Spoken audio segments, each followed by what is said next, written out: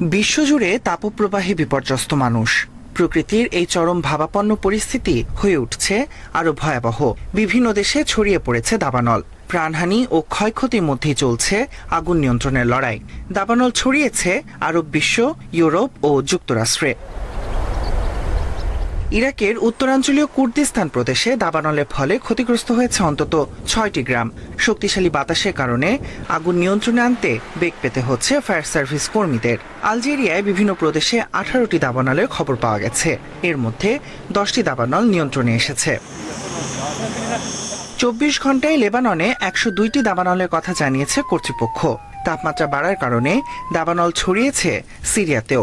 এছাড়া সোমবার মরক্কোর তেতুয়ান প্রদেশের একটি বনে দাবানল ছড়িয়ে পড়ে। প্রবল বাতাস ও কম আর্দ্রতার কারণে তুরস্কে দাবানল ভয়াবহ রূপ নিয়েছে বলে জানিয়েছে কর্তৃপক্ষ। ভয়াবহ দাবানলে পুড়ছে পর্তুগাল। ঘটেছে হতাহতের ঘটনা।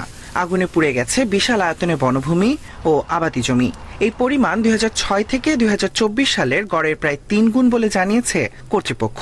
দেশটিতে এখনও দুর্যোগ পরিস্থিতি ঘোষণা না করা হলেও তা বিবেচনায় রেখেছে সরকার। স্পেনে দাবানল নিয়ন্ত্রণে আনতে যৌথভাবে কাজ করছে দেশটির এবং ফরাসি ফায়ার সার্ভিস কর্মীরা। দুর্যোগ পরিস্থিতি কিছুটা উন্নতি হয়েছে বলে জানিয়েছে কর্তৃপক্ষ। দাবানলের ঝুঁকির মাত্রা ২ থেকে ১-এ নেমে এসেছে। এদিকে দেশটিতে টানা ১৬ দিনের তাপপ্রবাহ শেষে বৃষ্টির পূর্বাভাস দিয়েছে আবহাওয়া অধিদপ্তর। দাবানলে কবলে পড়েছে যুক্তরাষ্ট্রের ফ্লোরিডা অঙ্গরাজ্য। ফ্লোরিডা ফরেস্ট সার্ভিস জানিয়েছে দাবানলের মাত্র ১০% নিয়ন্ত্রণে আনা সম্ভব হয়েছে। ২টি দাবানল মিলে ভয়াবহ রূপ ধারণ করেছে বলে জানিয়েছে কর্তৃপক্ষ।